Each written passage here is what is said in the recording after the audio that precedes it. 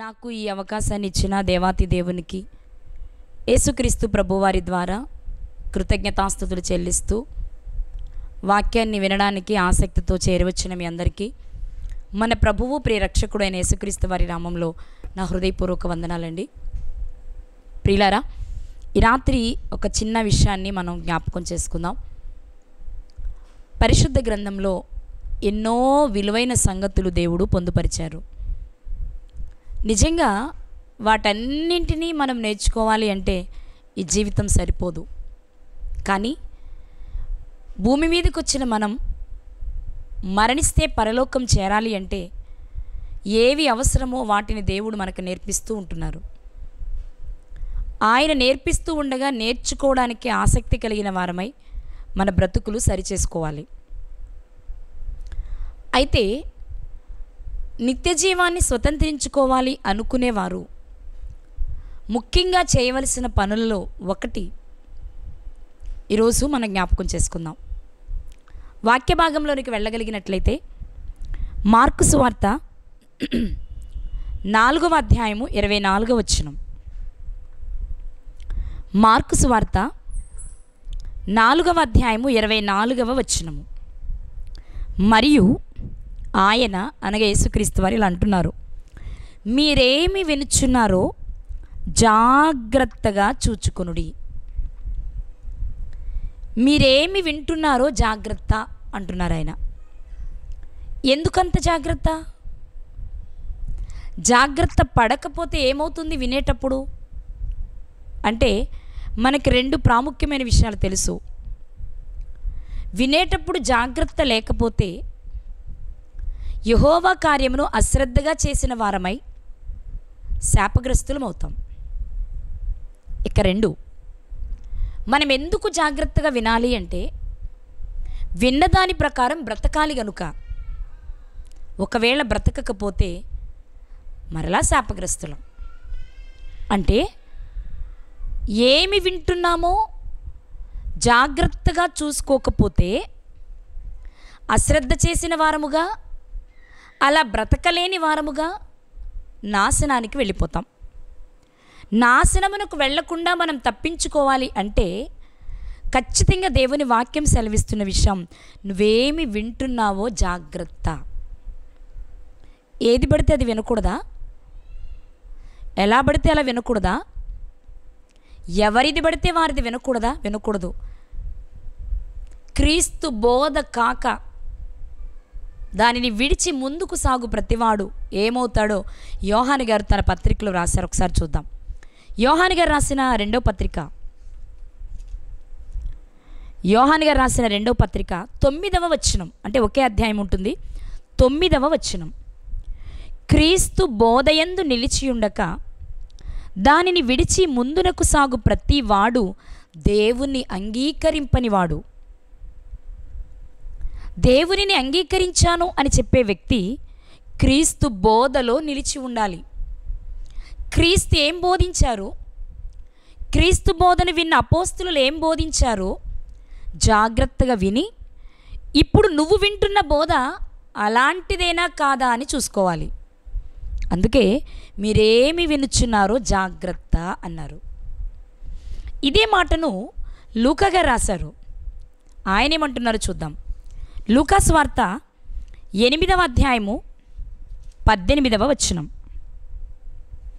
లూకా సువార్త 8వ అధ్యాయము 18వ వచనంలోని చివరి మాట, మీరేలాగు వినుచున్నారో చూచుకొనుడి. ఏమి వింటున్నామో చూసుకోవాలి, అది క్రీస్తు బోధ కాదా అని. ఎలా వింటున్నామో కూడా చూసుకోవాలి. ఈ రెండిటికి ఒకటే ఆధారం. ఏది పడితే అది విన్నా, ఎలా పడితే అలా విన్నా వచ్చేది శాపం, వెళ్ళేది నరకం. దాని నుండి మనం తప్పించుకోవాలి అంటే వినబడుతున్న ప్రతి మాటను సునిశితంగా పరిశీలించి సత్యాన్ని మాత్రమే స్వీకరించాలి. అందుకే జాగ్రత్త అన్నారు. రైట్, అంటే వినేవాడు జాగ్రత్తగా ఉండాలి. వినేవాడు జాగ్రత్తగా ఉండాలి అంటే చెప్పేవాడు ఎలా ఉండాలి? మరి వాళ్ళు ఎలా అయినా ఉండొచ్చా? వినేవారు మాత్రమే జాగ్రత్తగా ఉండాలా? కాదు, చెప్పేవారు కూడా జాగ్రత్తగా ఉండాలి.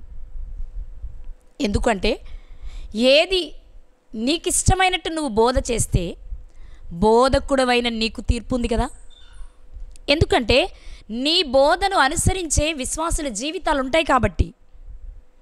అంటే నిన్ను అనుసరించే, నీ దగ్గర నేర్చుకునే పిల్లలకు మంచేదో చెడేదో నువ్వు నేర్పాలి. నేర్పే ముందు నువ్వెలా ఉన్నావో చూసుకోవాలి. అంటే వినేవాడు జాగ్రత్త పడాలి, బోధించేవాడు జాగ్రత్త పడాలి. ఇద్దరికీ ఉంది. ఇద్దరు లోపం చేస్తే ఇద్దరికీ శిక్ష ఉంది. అందుకే రోమిలకు ఒక పత్రికను రాస్తూ పౌలు గారు చెప్పిన మాట, ఈ మాట ప్రతిరోజు ప్రతి వ్యక్తి చూడాలి, చదవాలి, ధ్యానించాలి.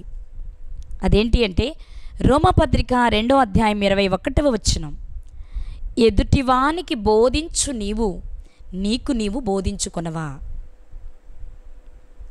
ఎదుటివానికి బోధించే నీవు నీకు నువ్వు బోధించుకోవా? అయితే కష్టమే, జాగ్రత్త. బోధించే ముందే నువ్వెలా ఉన్నావో చూసుకో, నువ్వది పాటిస్తున్నావో లేదో చూసుకో. అందుకే కింద వచనాలు చెప్తాయి, దొంగిలవద్దని ప్రకటింపు నీవు దొంగిలెదవా? వ్యభిచరింపవద్దని చెప్పు నీవు వ్యభిచరించదవా? విగ్రహములను అసహించుకొని నీవు గుళ్ళను దోచెదవా? ఎన్ని మాటలు! అంటే ఇది చెయ్యొద్దు అని చెప్తున్నావు, నువ్వేమో వాటినే చేస్తున్నావు. అంటే ఏం చేస్తున్నావు? జ్ఞాన సత్య స్వరూపమైన ధర్మశాస్త్రం కలిగి ఉండి, ధర్మశాస్త్రం నాది, ధర్మశాస్త్రం యూదుల పరమ చేయబడింది, మా సొంతం అని చెప్పుకుని బ్రతుకుతున్నావు తప్ప చేసి బ్రతుకులో చూపించలేకపోతున్నావు. దేవుడి రాత్రి తెలియచేస్తున్న విషయం ఏంటో తెలుసా? ఏం వింటున్నారో వినేవారు ఆలోచించుకోవాలి, జాగ్రత్త పడాలి. ఏం బోధిస్తున్నారో బోధించేవారు చూసుకోవాలి, జాగ్రత్త పడాలి. ఈ రాత్రి బోధించేవారు ఎవరు, ఎందుకు బోధించాలి, అసలు ఈ విషయాలు ఎవరి గురించి వ్రాయబడ్డాయి అని మనం ఆలోచిస్తే, నేను ఎక్కువ సందర్భాలు జ్ఞాపకం చేయను, కానీ 2 సందర్భాలు మీకు జ్ఞాపకం చేస్తా. క్రొత్త నిబంధన కాలంలో బోధకులు ఎవరు అంటే ఎదుటివారికి బోధించే బోధకులు ఎవరు అంటే శాస్త్రులు, పరిసయ్యులు, ధర్మశాస్త్రోపదేశకులు, సద్దూకైలు. వీళ్ళంతా ధర్మశాస్త్రాన్ని బోధించే బోధకులు. వీళ్ళలో ముఖ్యంగా శాస్త్రులు, పరిసయ్యులు. వీళ్ళు ఎలా ఉన్నారు అంటే ఎదుటివారికి బోధించారు. ఏం బోధించారు? మోషే గారి ధర్మశాస్త్రంలో వ్రాయబడిన సంగతులు బోధించారు. మరి బోధించిన వీరు పాటించారా? ధర్మశాస్త్రంలో వ్రాయబడిన సంగతులు బోధించారు అంటే 10 ఆజ్ఞలలో వ్రాయబడినవి చెప్పారు, అంటే పలకల మీద వ్రాయబడి ఇచ్చినవి. అలాగే మోషే గారు వ్రాసిన ధర్మశాస్త్రంలోని సంగతులు చెప్పారు. అందులో అబద్ధం ఆడొద్దు, దొంగతనం చేయొద్దు, తల్లిదండ్రులను సన్మానించు, నరహత్య చేయొద్దు, వ్యభిచరించొద్దు, నీ పొరుగువానిది ఏది ఆశించొద్దు, నీ పొరుగువానిది ఏదైనా నీకు కనిపిస్తే తిరిగి పంపించేయి, వివాహమైన వారు ఎలా ఉండాలి, వివాహం కాని వారు ఎలా ఉండాలి, ఇలా ఎన్నో విషయాలు చెప్పారు. ఈ విషయాలన్నీ ప్రజలకు బోధించారు నాటి శాస్త్రులు, పరిసయ్యులు. కానీ వారు పాటించలేదు. ఈ మాటనే మనం చూడగలిగితే మత్తయి గారు రాసిన సువార్త 23వ అధ్యాయము, మత్తయి గారు రాసిన సువార్త 23వ అధ్యాయము 2-3 వచనాలు. శాస్త్రులను పరిసయ్యులను మోషే పీఠమందు కూర్చుండువారు కనుక వారు మీతో చెప్పు వాటినన్నిటినీ అనుసరించి గైకొనుడి. వారు మీతో చెప్పేవన్నీ మీరు చేయండి. ఎందుకని? వారు మోషే పీఠమందు కూర్చొని బోధిస్తున్నారు. మోషే గొప్పవాడు, మోషే గొప్పవాడు. గొప్పవాడైన మోషే గారి చేత వ్రాయబడిన ధర్మశాస్త్రంలోని సంగతులే ఈనాటి శాస్త్రులు, పరిసయ్యులు బోధించేది. మోషే గారు కూర్చున్న పీఠమందు వీరు కూర్చుంటున్నారు. మోషే గారిచే ఇవ్వబడిన ధర్మశాస్త్రంలోని విషయాలనే వీరు బోధిస్తున్నారు. కానీ వారు పాటించడం లేదు. అందుకే అయినను అంటే వారు మీతో చెప్పిన వాటన్నిటినీ చెయ్యండి, అనుసరించి గైకొనుడి. అయినా లెక్క కానీ వారి క్రియల చొప్పున మాత్రం చేయొద్దు. చెప్పేవారి క్రియల చొప్పున చేయొద్దా? చేయొద్దు. ఎందుకంటే చెప్పినట్టు లేవు వారి క్రియలు. చెప్పేదొకటి, చేసేదొకటి, లోపలొకటి, బయటొకటి. అందుకే దేవుని వాక్యం ఏమని సెలవిస్తుంది అంటే, వారు చెప్పింది చెయ్యండి. ఎందుకంటే ధర్మశాస్త్రంలో ఉన్నది అది నువ్వు పాటిస్తే ధర్మశాస్త్రాన్ని పాటించినట్లు అవుతుంది కాబట్టి. కానీ ధర్మశాస్త్రాన్ని బోధించిన బోధకుడిని నువ్వు అనుసరించొద్దు. ఎందుకంటే ధర్మశాస్త్రంలో ఉన్న విషయాల ప్రకారం చేయట్లేదు అతను, శాస్త్రి కానీ పరిసయ్యుడు కానీ. అందుకే వాళ్ళు చెప్పిన విషయాన్ని విని నువ్వు పాటించు, కానీ చెప్పిన వ్యక్తి జీవితం ఎలా ఉందో చూసి అతను ఎలా నడుచుకోవాలని నువ్వు అనుకోవద్దు. ఎందుకంటే వారు చెప్పుదురే కానీ చేయరు. అంటే ఎదుటి వారికి వాళ్ళు బోధిస్తున్నారు కానీ తమకు తాము బోధించుకోవడం లేదు. ఎవరు వారు? శాస్త్రులు, పరిసయ్యులు. వారు బోధించేవి ధర్మశాస్త్రంలోని విషయాలే, కానీ వారు పాటించడం లేదు అని చెప్పడానికి ఒక చిన్న ఎగ్జాంపుల్ మీకు చూపించి నేను ముందుకు వెళ్తాను. మార్కు సువార్త 7వ అధ్యాయము 10, 11, 12 వచనాలు. నీ తల్లిదండ్రులను ఘనపరచవలెననియు నీ తండ్రినైనను తల్లినైనను దూషించువానికి మరణశిక్ష విధింపవలెననియు మోషే చెప్పెను కదా. మోషే గారు ఏం చెప్పారు? నీ తల్లిని నీ తండ్రిని సన్మానించు. నీ తల్లిదండ్రులను సన్మానిస్తే నువ్వు భూమి మీద దీర్ఘాయుష్మంతుడు అవుతావు. తల్లిని తండ్రిని సన్మానించకపోతే మరణశిక్ష పొందుతావు. తల్లిని దూషించేవాని, తల్లిని కొట్టేవారికి మరణశిక్ష. కాబట్టి ధర్మశాస్త్రంలో వ్రాయబడిన మాట నీ తల్లిని నీ తండ్రిని సన్మానించమని. ఈ మాట శాస్త్రులు, పరిసయ్యులు నాటి సమాజానికి చెప్పారు. కానీ ఆ తల్లిని ఆ తండ్రిని చూడవలసి వస్తే మాత్రం వారేమంటున్నారు? కింద వచనాల్లో చూద్దాం. అయినను మీరు ఒకడు తన తండ్రినైనను తల్లినైనను చూచి ఇలా అంటున్నారు, నా వలన నీకు ప్రయోజనమగునది ఏదో అది కొర్బాను అనగా దేవార్పితమని చెప్పిన ఎడల తన తండ్రికైనను తల్లికైనను వానిని ఏమీయూ చెయ్యనీయక మీరు నియమించిన మీ పారంపర్య ఆచారము వలన దేవుని వాక్యమును నిరర్ధకము చేయుచున్నారు. ఏం చెప్తున్నారు ఆయన? తల్లిని తండ్రిని సన్మానించాలి, లేకపోతే మరణమునకు పాత్రుడు అని ధర్మశాస్త్రం చెప్తుంటే ఇదే విషయాన్ని యాస్టీజ్గా చెప్తున్నారు శాస్త్రులు, పరిసయ్యులు. కానీ అయ్యో మరి మా తల్లిదండ్రులను మేము సన్మానించకపోతే మాకు మరణశిక్ష కదా అని మాత్రం ఆలోచించడం లేదు, తల్లిదండ్రులను చూడడం లేదు. మరి ఏం చేస్తున్నారు? తల్లిని చూసి, అమ్మా నీకేదైనా కావాలా నా వలన? కుమారునిగా నా నుండి నీకేదైనా కావాలా అని అడిగి వారు కావాలి అని చెప్పింది చేయకుండా వెంటనే వారు చెప్పే మాట ఏంటి తెలుసా? కొర్బాను అనగా దేవార్పితం, అది నేను దేవునికి ఇచ్చేస్తున్నానమ్మా, నీకు పెట్టలేను అంటున్నాడట. దేవుడు చెప్పిందేంటి? నీ తల్లి అడిగితే తల్లికివ్వు, నీ తండ్రి అడిగితే తండ్రికివ్వు, వాళ్ళు అడగక్కర్లా, నువ్వు చెయ్యాలి అని ధర్మశాస్త్రం ఘోషిస్తుంటే శాస్త్రులు, పరిసయ్యులు నిలబడి వీధి మూలల్లో అగ్రపీఠాల మీద కూర్చొని వచ్చిన వారందరి జనాలకి వల్లెవేస్తున్నారు. ఏమనో తెలుసా? మీరు మీ తల్లిని మీ తండ్రిని సన్మానించాలి, తల్లిదండ్రులను దూషిస్తే దేవుడు మరణశిక్ష విధిస్తాడు అని చెప్తున్నారు. కానీ వారి తల్లిదండ్రులను వారు చూడట్లేదు సరికదా. తల్లిదండ్రులకు ఏం చెప్తున్నారు తెలుసా? అమ్మ నీకు ఇవ్వాలనుకున్నది దేవార్పితం, దేవునికి అర్పితం, ఆయనకి ఇచ్చేసా, కాబట్టి నీకు ఇవ్వడానికి లేదు అంటున్నాడు. అంటే ఈ వ్యక్తి ధర్మశాస్త్రాన్ని పాటిస్తున్నట్టేనా? కాదండి. అంటే ఎదుటి వారికైతే బోధిస్తున్నారు, కానీ వారికి వారు బోధించుకోలేని స్థితిలో ఉన్నారు. ఇలాంటి బోధకులను చూసే బోధకుల విషయమై జాగ్రత్త. బోధకుడికి కూడా చెప్పారు, బోధకుడా జాగ్రత్త, నువ్వేం బోధిస్తున్నావో జాగ్రత్త అని చెప్పారు. కాబట్టి క్రొత్త నిబంధన కాలంలో బోధకులు అనగానే గుర్తొచ్చేవారు శాస్త్రులు, పరిసయ్యులైతే వారు బోధించారే కానీ తమకు బోధించుకోలేదు. మరి తమకు బోధించుకోకపోతే జరిగేదేంటి? దేవుని రాజ్యంలో వారు ప్రవేశింపలేరు. అందుకే మత్తయి గారు రాస్తూ ఒక మాట చెప్పారు. 5వ అధ్యాయం మత్తయి సువార్త 5వ అధ్యాయము 20వ వచనం.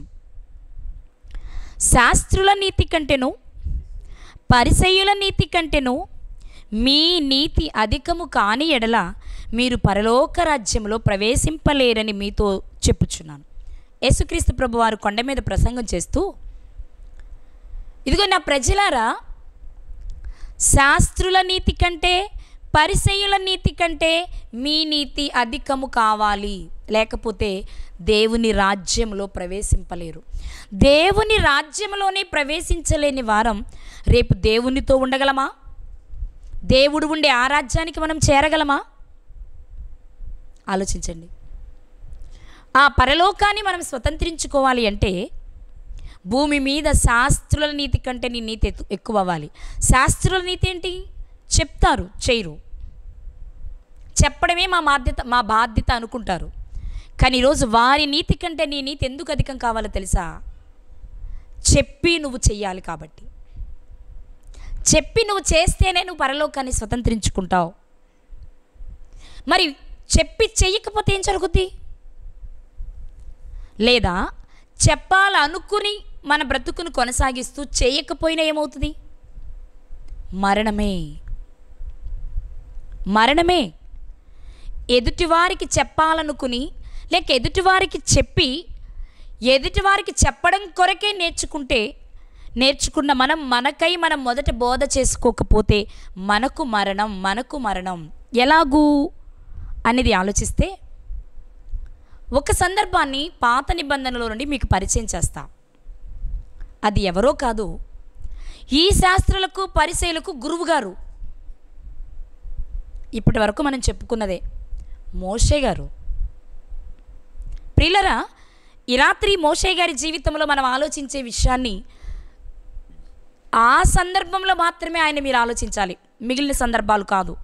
ఎందుకంటే మిగిలిన సందర్భాలు ఆయన చాలా బాగున్నారు.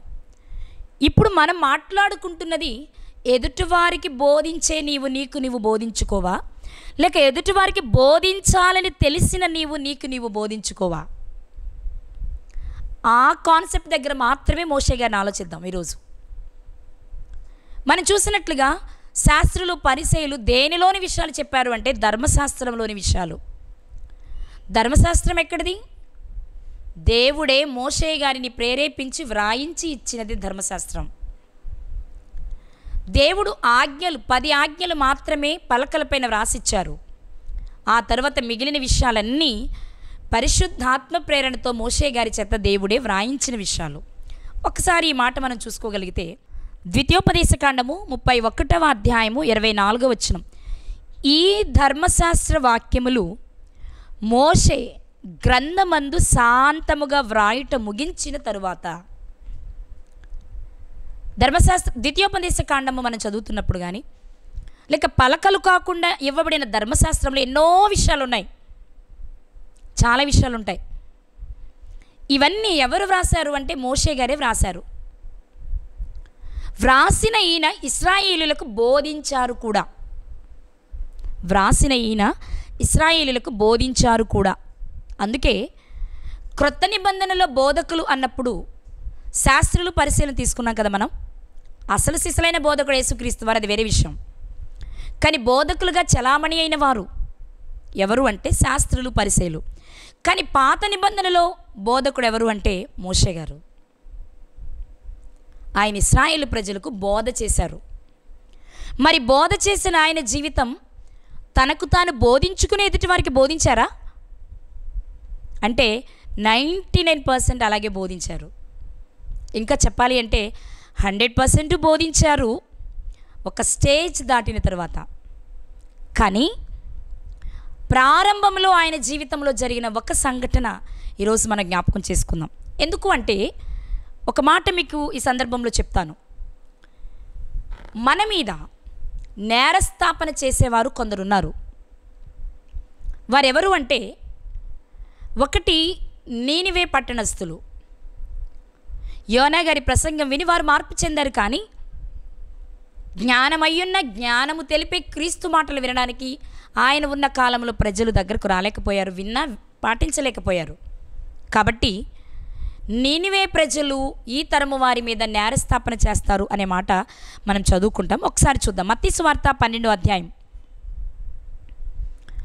మత్తయి సువార్త 12వ అధ్యాయం 41వ వచనంలో, నీనివే వారు యోనా ప్రకటన విని మారు మనస్సు పొందిరి గనుక విమర్శ సమయమున నీనివే వారు ఈ తరము వారితో నిలువబడి వారి మీద నేరస్థాపన చేస్తారు. నీనివే వారు నేరం మోపుతారట నాటి తరం వారితో. అలాగే మరొక మాట మనం చూస్తే 42వ వచనం, విమర్శ సమయమున దక్షిణ దేశపు రాణి ఈ తరము వారితో నిలువబడి వారి మీద నేరస్థాపన చేయను. ఆ తరము వారి మీద నేరస్థాపన చేసే రెండవ వారు ఎవరు అంటే దక్షిణ దేశపు స్త్రీ రాణి, షేబా దేశపు రాణి. అంటే నీనివే వారు నేరం మోపుతారు, షేబా దేశపు రాణి నేరం మోపుతుంది. ఇంతేనా అంటే హెబ్రీలకు రాసిన పత్రిక 11వ అధ్యాయం 7వ వచనం, విశ్వాసమును బట్టి నోబహు అది వరకు చూడని సంగతులను గూర్చి దేవుని చేత హెచ్చరింపబడి భయభక్తులు గలవాడై తన ఇంటి వారి రక్షణ కొరకు ఒక ఓడను సిద్ధము చేసెను. అందువలన అంటే తాను చూడకపోయినా దేవుని మాట విని ఓడ సిద్ధం చేయడం వలన అతడు లోకము మీద నేరస్థాపన చేసి విశ్వాసమును బట్టి కలుగు నీతికి వారసుడాయను. ప్రజల మీద నేరస్థాపన చేసే మూడవ వ్యక్తి ఎవరు అంటే నోవహు గారు. నీనివే వారు, షేబా దేశపు రాణి, నోవహు గారు. ఈ ముగ్గురు గురించి గతంలో మనం కూడా చాలాసార్లు మాట్లాడుకున్నాం. ఈరోజు ప్రజల మీద నేరస్థాపన చేసే 4వ వ్యక్తిని కూడా మీకు పరిచయం చేస్తా. యోహాను గారు రాసిన సువార్త, యోహాను గారు రాసిన సువార్త 6వ అధ్యాయము 45వ వచనం. 6వ అధ్యాయము 45వ వచనం, మీరాశ్రయించుచున్న మోషే మీ మీద నేరము మోపును. యేసుక్రీస్తు వారి కాలంలో ఉన్న ప్రజలు యేసుక్రీస్తు వారు ఏది చేసినా ఏం చెప్పేవారు అంటే, మా మోషే ఇలా చెప్పలేదే, మా మోషే చెప్పిందే మేము చేస్తాం, మా మోషేనే మాకు ముఖ్యం, మా మోషే రాసిన ధర్మశాస్త్రంలో ఉందా, మా మోషే తెచ్చిన పలకల్లో ఉందా అని వెతికేవారే ఆనాటి కాలంలో ఎక్కువ. అందుకే యేసుక్రీస్తు వారు ఏం మాట్లాడుతున్నారు అంటే, నేను మీ మీద నేరం మోపుతానని మీరు భయపడక్కర్లేదు. ఎందుకంటే నేను మీ మీద నేరం మోపక్కర్లా, మీరు ఆశ్రయించుచున్నారే దేనికైనా మోషే మావాడు అని, ఆ మోషేనే మీ మీద నేరస్థాపన చేస్తాడు. ఎందుకు ఎందుకు ఆయన బోధించి పాటించాడు కాబట్టి. మరి బోధించి పాటిస్తే నేనెందుకు మిమ్మల్ని అక్కడ తీసుకొచ్చాను అంటే, బోధించడానికి బయలుదేరిన సందర్భంలో ఆయన జీవితంలో ఒక సంఘటన జరిగింది. అది మనకిప్పుడు చాలా అవసరం. అందుకే చెప్పా, మోషే గారిని నేను తక్కువ చేయడం లేదు, మోషే గారిని అవిశ్వాసి అనడం లేదు, మోషే గారు పరలోకం వెళ్ళలేదు అని నేను అనడం లేదు. కానీ ఆయన ప్రారంభ జీవితంలో ఎదుటివారికి బోధించడానికి బయలుదేరిన తరుణంలో తనకు తాను బోధించుకోకపోతే జరిగినదేంటో గుర్తిస్తే మనం చాలా విషయాలు నేర్చుకోవచ్చు. ఆ సంఘటన తరువాత ఇంకెప్పుడు ఆయన వెనక్కి తిరిగి చూడలేదు, చాలా బాగా బ్రతికారు. కాబట్టే ఈరోజు నేరస్థాపన చేయగలడు. ఒకనాటి ఇశ్రాయేలు ప్రజలకు బోధకుడు మోషే గారు. ఆయన బోధించే ముందు తనకు తాను బోధించుకున్నాడా, బోధించుకోలేదా? బోధించుకుంటే ఓకే, బోధించుకోకపోతే ఏం జరుగుతుంది, ఏం జరిగేది అనేది మనం ఆలోచిస్తే ఒక అద్భుతమైన సంగతి ఈ సందర్భంలో మనకు జ్ఞాపకం వస్తుంది. అబ్రహాము గారి సంతానంలో 70 మంది ఐగుప్తు దేశానికి వెళ్ళిపోయారు యోసేపు గారి కాలంలో. అక్కడ ఫరో ఇశ్రాయేలుని విస్తరించడం చూసి చంపాలి అనుకున్నారు. ఆ తరుణంలో జన్మించిన వ్యక్తే మోషే గారు. ఆయనను నైలు నదిలో వదిలిపెట్టడం, ఫరో కుమార్తె చూడడం, పెంచమని యోకెబెదు గారికి ఇవ్వడం, పెంచుతూనే మోషే గారు ఎవరో, మోషే గారు ఎందుకు పుట్టారో, మోషే గారు చేయవలసిన పనేంటో తన తల్లి అన్నీ ఉగ్గుపాలతో రంగరించి నేర్పించారు. అన్నిటిని విన్న ఆయన సింహాసనం ఎక్కే సమయం ఆసన్నమైనప్పుడు నాకు సింహాసనం వద్దు, శ్రమలే ముద్దు అనుకున్నారు. శ్రమపడడానికి ఇష్టపడి వచ్చిన ఆయన జీవితంలో అనుకోని ఒక సంఘటన, ఒక వ్యక్తిని ఆయన చంపవలసి వచ్చింది, హత్య చేయవలసి వచ్చింది. ఈ సంగతి రాజుకు ఫరోకు తెలుస్తుందని తెలియగానే అన్ని పనులు విడిచిపెట్టి మిద్యాను దేశం వెళ్ళిపోయారు. మిద్యాను యాజకుడిని ఇత్రో కుమార్తెలలో ఒక్కరైన సిప్పోర గారిని వివాహం చేసుకున్నారు. 2 బిడ్డలకు జన్మనిచ్చారు. ఈయన ఇశ్రాయేలీయుడే, కానీ ఆయన పిల్లలు ఇంకా ఇశ్రాయేలీలుగా మారలేదు. అప్పుడు జరిగిన ఒక సంఘటన మీ అందరికీ పరిచయమైంది. దేవుడు మోషే గారిని పిలిచారు. అరణ్యంలో మందను మేపుతూ ఉండగా ఒక పొద మండుతుంది కానీ కాలిపోవడం లేదు. వింత చూడాలి అనుకుని వచ్చారు మోషే గారు. దేవుని దూత మాట్లాడింది, మోషే, నీవు నిలిచి ఉన్న ప్రదేశం పరిశుద్ధ ప్రదేశం, చెప్పులు విడు, జాగ్రత్తగా నా మాట విను. నా ప్రజలని ఇశ్రాయేలీల మూలుగు నేను విన్నాను, నువ్వు వెళ్ళాలి, తీసుకురావాలి. చాలా సంభాషణ జరిగింది ఇద్దరి మధ్యలో. మనం చూస్తాం నిర్గమాకాండం 3వ అధ్యాయము 4వ అధ్యాయము 2 అధ్యాయాల చరిత్ర. మోషే గారికి దేవుడు తన దూతకు మధ్య జరిగే సంభాషణ. ఈ సంభాషణ అనంతరం ఎన్నో సాకులు వంకలు చెప్పారు మోషే గారు. కానీ దేవుడు చెప్పారు, కోపపడి నోరు మూసుకొని వెళ్ళు అన్నారు. వెళ్ళడానికి బయలుదేరారు మోషే గారు. ఎందుకు వెళ్తున్నారు? ఇశ్రాయేలీయులను విడిపించడానికి. ఎవరిని? ఇశ్రాయేలీయులను. ఇశ్రాయేలీయుడు అంటే ఎవరు? ఇశ్రాయేలు నుండి వచ్చినవారు. ఇంకా చెప్పాలి అంటే సున్నతి చేయబడినవారు, దేవుని వాక్కులు పొందుకున్నవారు, ధర్మశాస్త్రాన్ని నేర్చుకున్నవారు ఇశ్రాయేలీలు. అలాంటి ఇశ్రాయేలీలను విడిపించడానికి వెళ్ళేటప్పుడు దేవుడు చెప్పారు, చాలా ఇదిగో నీతో ఇవన్నీ చేయిస్తా, నేను నీకు తోడుగా నీ అన్ననిస్తా, నా కర్రను తీసుకుని వెళ్ళు. ప్రతి అద్భుతం మహత్కార్యం సూచక్రియలు జరిగించక్కడ. కానీ ఒకటి, నువ్వు చేసే ప్రతిదాన్ని చూడగానే వెంటనే మెచ్చుకుని ఇశ్రాయేలీలు నీతో పంపించడు ఫరో. ఎందుకంటే ఫరో హృదయాన్ని నేనే కఠినపరుస్తా. ఎందుకో తెలుసా? నేనెవరో అతనికి తెలియచేసుకోవడం కోసం. అతని కఠినపరుస్తూ మరొకటి చేయిస్తూ, కఠినపరుస్తూ మరొకటి చేయిస్తూ, వారి దేవుడే దేవుడు అని వారు చెప్పుకునేలా నీ చేత అద్భుతాలు చేయించాలి అంటే ఫరో హృదయం కఠినం చేయాలి నేనే అని దేవుడే చెప్పి వెళ్ళు. చిట్ట చివరిగా నువ్వు అక్కడ చేయవలసిన అద్భుతం ఏంటో తెలుసా? ఐగుప్తుల జ్యేష్ఠ కుమారులందరినీ చంపేస్తా, ఇశ్రాయేలుల జ్యేష్ఠ కుమారులందరినీ బ్రతికిస్తా. ఎందుకంటే వారు సున్నతి చేయబడిన నా జనులు కనుక. వెళ్ళి విషయాన్ని చెప్పు అన్నారు. దేవుడు చెప్పిన మాట ప్రకారం ఇశ్రాయేలీలను విడిపించడానికి దేవుడు చెప్పిన మాటలు చెప్పి, దేవుడు చేయమన్న సూచక్రియలు చేసి ఇశ్రాయేలీలను విడిపించడానికి బయలుదేరుతున్నారు మోషే గారు. ఇశ్రాయేలీలకు బోధకుడైన మోషే గారు వారికి బోధ చేసి, దేవుని గొప్పతనాన్ని తెలియచేసి ప్రజలను బయటకు తీసుకురావడానికి బయలుదేరుతున్నారు. ఆ సందర్భంలో జరిగిన ఒక అద్భుతమైన సంఘటన ఒకసారి చూద్దాం. నిర్గమాకాండము 4వ అధ్యాయము, నిర్గమాకాండము 4వ అధ్యాయము 22 నుండి చదువుదాం. అప్పుడు నీవు ఫరోతో ఇలా అనాలి, మోషే, ఇశ్రాయేలు నా కుమారుడు, నా జ్యేష్ఠపుత్రుడు. నన్ను సేవించినట్లు నా కుమారుని పోనిమ్మని నీకు ఆజ్ఞాపించుచున్నాను. వాని పంపనొల్లని ఎడల ఇదిగో నేను నీ కుమారుని, నీ జ్యేష్ఠపుత్రుని చంపెదనని యెహోవా సెలవిచ్చుచున్నాడని అతనితో చెప్పుము అనెను. దేవుడు మోషే గారికి సెలవిస్తున్నారు. దేవుడు మోషే గారికి బోధ చేస్తున్నారు.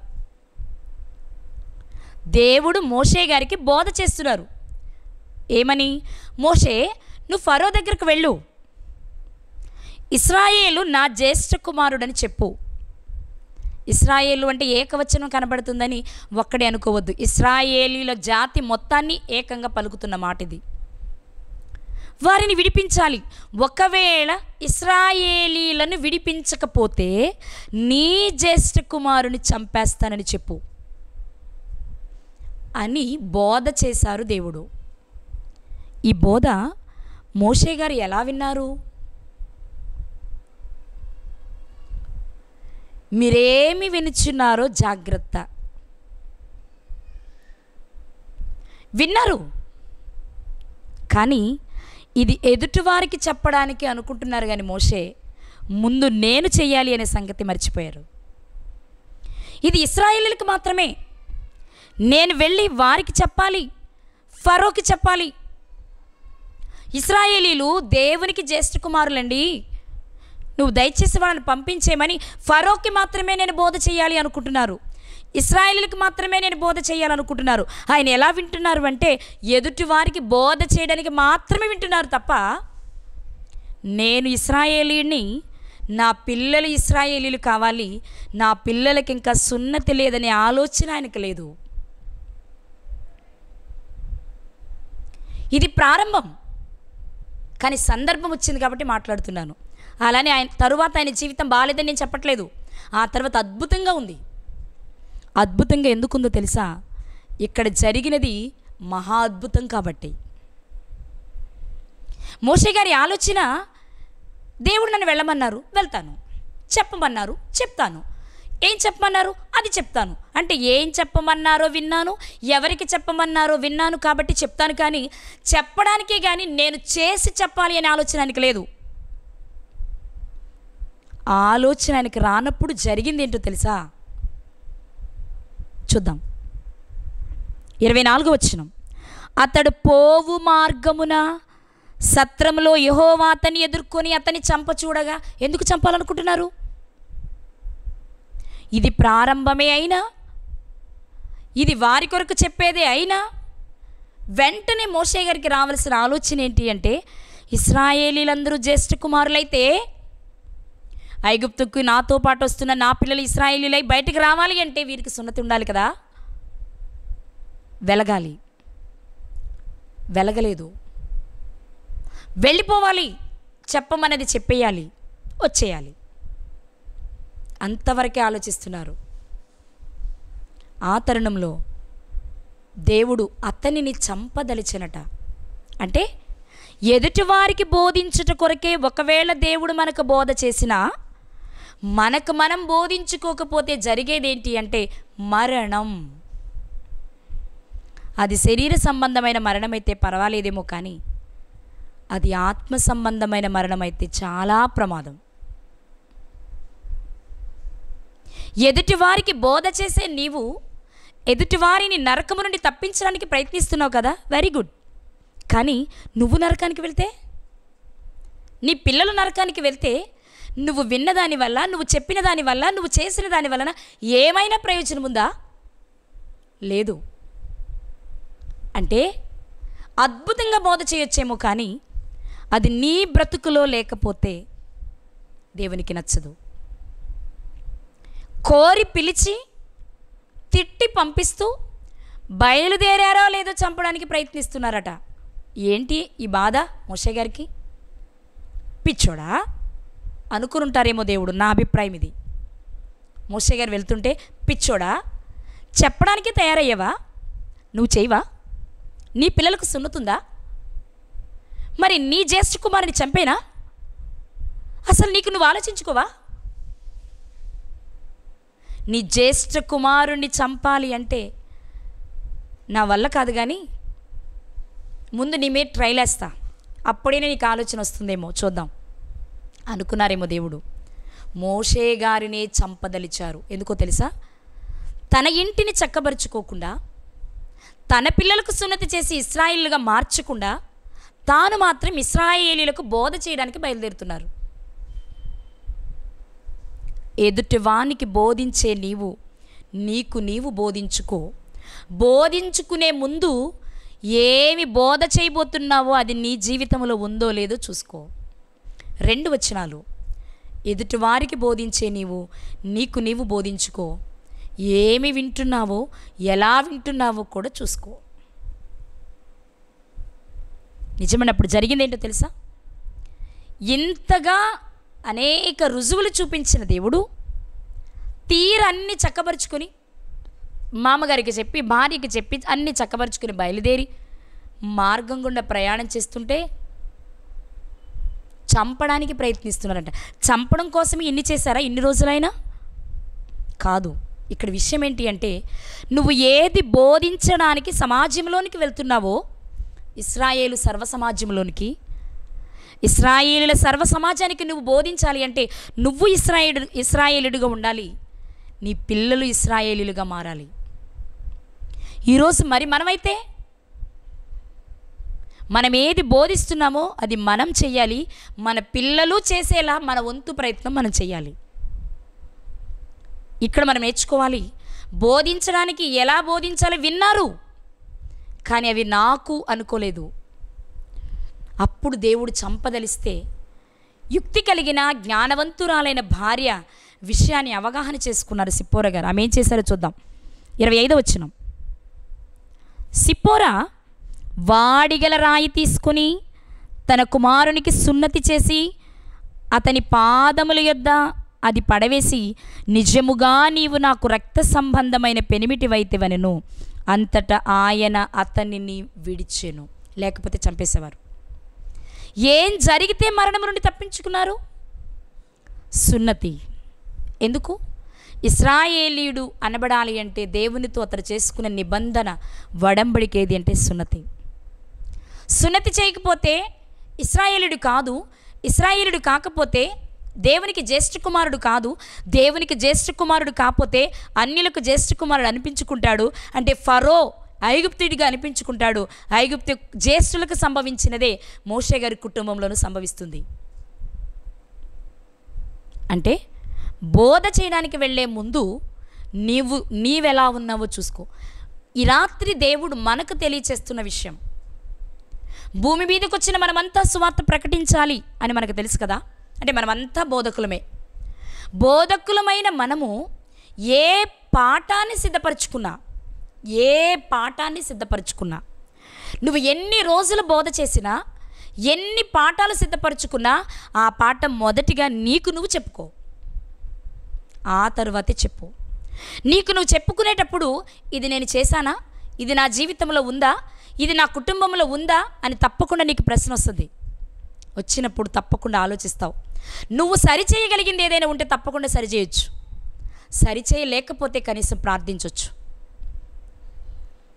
సిప్పోరా గారు వాడిగల రాయి తీసుకుని తన కుమారునికి సున్నతి చేసి మోషే గారి పాదాల దగ్గర పడవేసి, అక్కడే దేవదూత కూడా ఉన్నారు. ఎప్పుడైతే ఈ కార్యక్రమం జరిగిందో అప్పుడు దేవదూత ఆయనను విడిచిపెట్టింది. లేకపోతే జరిగేదేంటో తెలుసా? మొట్టమొదట మరణం. దేవుడు ఐగుప్తు దేశంలో జ్యేష్ఠులకు ఇస్తాను అన్న మరణం మొట్టమొదట మోషే గారి ఇంటిలోనే జరిగేది. అంటే లోకంలోనికి వెళ్ళి బోధించే ఓ బోధకుడా, నీకు నీవు బోధ చేసుకోకపోతే, నీ కుటుంబానికి నువ్వు బోధ చేయకపోతే, బయట ఏదో జరుగుతుందని భయపడుతున్నవే, అది మొదట నీలో, నీ ఇంటిలో జరుగుతుంది. దాన్ని నువ్వు తప్పించుకోవాలి అంటే పాఠం సిద్ధపడిన వెంటనే మొదటి ప్రసంగం నీకు నువ్వే చేసుకో. నాలో ఏవైనా లోపాలు ఉన్నాయా? ఈరోజు ఈ ప్రసంగం చెప్పడానికి నేను అర్హురాలనేనా? ఒకవేళ కొన్ని సందర్భాలు చెప్పేసిన తర్వాత ఐడియా వస్తుంది మనకి, ఇది నాలో లోపం అనిపిస్తే వెంటనే సరి చేసుకో. కానీ అక్కడి వరకు కూడా కాదు. ఈ రాత్రి దేవుడు తెలియచేస్తుంది ఏంటి తెలుసా? ఇది చెప్పాలి అనుకున్న వెంటనే తలుపులు వేసి అద్దం ముందు కూర్చొని మీకు మీరు చెప్పుకోండి. ఎదురు మీరే ఉంటారు, దానికి ఎదురు మీరే ఉంటారు. అప్పుడు మీకు మీరు బోధ చేసుకున్నట్టు అవుతుంది.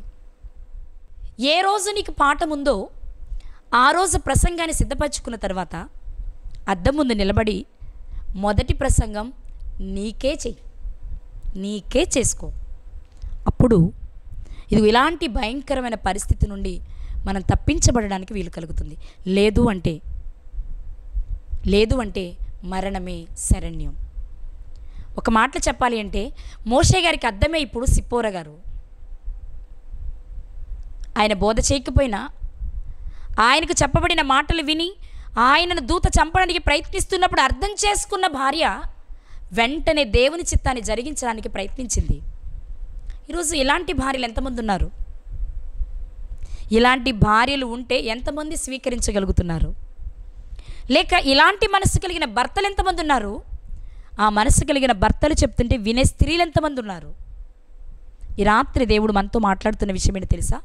ఏమి వింటున్నావో జాగ్రత్తగా చూసుకో, ఏమి బోధిస్తున్నావో కూడా జాగ్రత్తగా చూసుకో. బోధించేస్తున్నారు కానీ పాటించలేదు శాస్త్రులు పరిసయ్యులు, బోధించడానికి వెళ్తున్నారు కానీ పాటించలేదు మోషే గారు. ఈ సన్నివేశం తర్వాత ఆయన జీవితం ఒక అద్భుతమైన మలుపు. ఇక వెనక్కి తిరిగి చూసుకోలేదు. దేవుని కొరకు ఏదైనా భరించడానికి ఇష్టపడ్డారు. అవమానాలు, నిందలు, శ్రమలు, సొంత అన్న అక్క హింసిస్తున్నా సరే వాటిని లెక్క చేయకుండా దేవుని కొరకు నిలబడిన ఒక వీరుడు, సూర్యుడు మోషే గారు. తన జీవితంలో ప్రారంభంలో జరిగిన ఈ సంఘటన తన జీవితాన్ని మార్చివేసింది. ఆ తర్వాత ఇశ్రాయేలు ప్రజలకు ఒక మంచి బోధకునిగా మిగిలిపోయారు మోషే గారు. అందుకే క్రొత్త నిబంధన కాలం వచ్చిన తర్వాత కూడా ప్రజలు మాట్లాడుతుండే, ఎవరు మాట్లాడినా ఇది మా మోషే ధర్మశాస్త్రంలో ఉందా, మేము మోషేని ఆశ్రయిస్తున్నాం, మేము మోషేకి సేవకులం అనే మాటలే వారు ప్రయోగిస్తూ వచ్చారు. మా ధర్మశాస్త్రంలో ఇలా లేదే, మా మోషే మాకు ఇలా చెప్పలేదే, ఈ పదాలే వారు వాడేవారు. ఎందుకంటే మోషే గారికి ఉన్న విలువ అంత గొప్పది. ఆ విలువ రావడానికి ముందు ఆయన జీవితంలో ఇది జరిగింది. ఎదుటివానికి బోధించాలి అని వెళుతున్న నీకు బోధించుకుంటున్నావా? ఎదుటివారికి బోధ చేసిన తర్వాత కూడా నీలో లోపం ఉందని తెలిస్తే సరిచేసుకుంటున్నావా? లేదా ఒక్కసారి ఆలోచించండి. సరిచేసుకోలేకపోతే ఖచ్చితంగా మరణమే సంభవిస్తుంది. మనం ఎలా వింటున్నాం, ఏం వింటున్నాం, ఏం బోధిస్తున్నాం, బోధించే ముందు మన జీవితాలు ఎలా ఉన్నాయి ఒక్కసారి చెక్ చేసుకుందాం. లోపాలుంటే తప్పకుండా సరిచేసుకుందాం. బాగుంటే కొనసాగుదాం. దేవుడిచ్చే పరలోకాన్ని స్వతంత్రించుకుందాం. అట్టి కృప దేవుడు మనందరికీ దయచేయునుగాక. ఆమెన్.